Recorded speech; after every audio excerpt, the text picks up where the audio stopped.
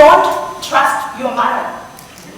Mr. Contest Chair, ladies and gentlemen, when I was in 6th grade, my mother used to tell me, you must work hard, girl, and don't let any boys ruin your future. When I was in college, my mother told me, you must work harder now and don't let men destroy your future.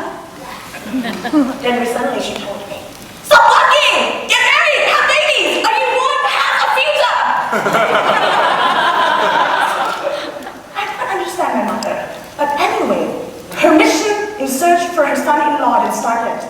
She said I didn't look good enough. She took away all my clothes, told me to change the way I walk, the way I talk, and also told me to change my hair.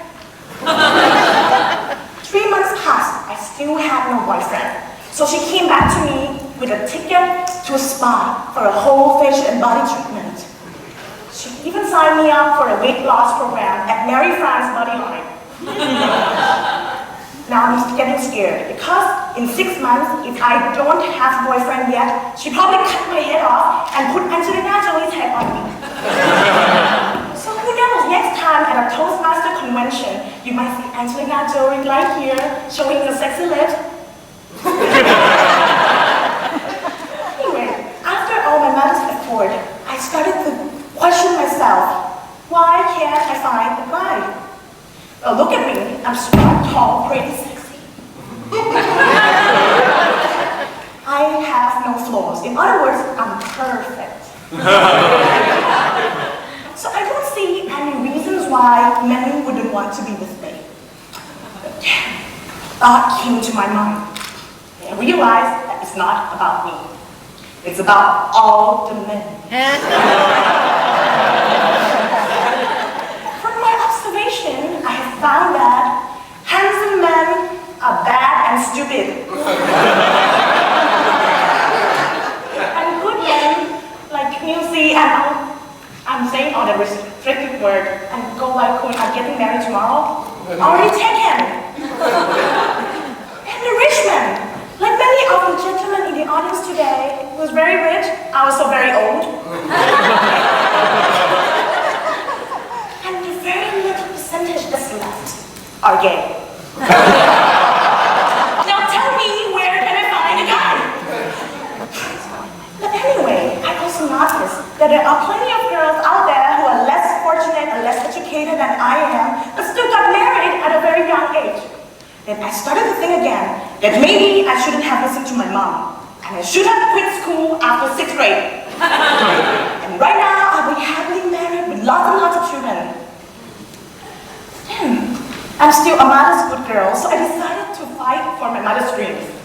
But in order to compete with 4 billion other girls on this planet, and a bunch of gay guys who love to convert straight men to gay, I have to act fast and act now. So I decided to launch myself into the market. Expose myself to the public.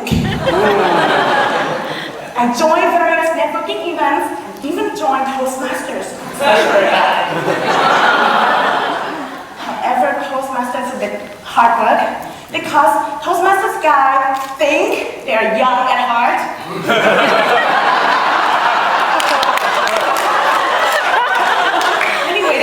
Way too old for me. So I kept on praying and praying and praying until one day, God must have heard my desperate prayer and He sent me a guy. Yes, a guy! And this guy is so handsome, nice and kind. He's a bit old, but that's okay. I'll take him anyway. Better than nothing. He finally asked me out on a date. I was so excited because I haven't been on first dates for quite some time, so I need to consult a dating expert, which in this case happened to be my gay best friend. Why? Because it gives the guy side of the opinion and the world side of the world opinions at the same time. What a deal, right? And girls, listen to this. He told me the 4 golden rules for first date. Listen very carefully. Number 1, do not order spaghetti or noodles at the first date, because you will make a mess. And number 2, do not order red meat of any kind because it makes you look like you just came out from the Voodoo Tango.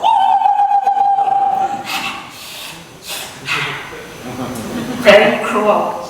And number 3, if he offers you wine, you must take it, because drinking wine makes you look nicer. And last but not least, when it's time to pay, let the order of conversation be like this. He offers to pay, you hesitate. He offers to pay, you say yes. Trick him into thinking that you're not after his money, even though you are. And finally, the big day arrived. I went to the restaurant, sat down, so nervous that the only thing I could see on the menu was spaghetti with roasted lamb wrap. Mary had a little lamb. Bah, bah. Mary's little lamb is now in my stomach. And Harry offered me wine. I happily took it, drank a few glasses, and then I laughed all night at all his jokes. And then I really found out that he was talking about how his dog died. Finally, the bill arrived at the table. I looked at him sweetly, he looked at me. I looked at him, he looked at me. And I said, fine! How much? Is it enough? No? And you see, dating can make people crazy. And I don't understand why people would have to go into so much trouble for dating in order to find the right person. But anyway, if any of the gentlemen in the audience today think you're available and eligible, then please contact me afterwards.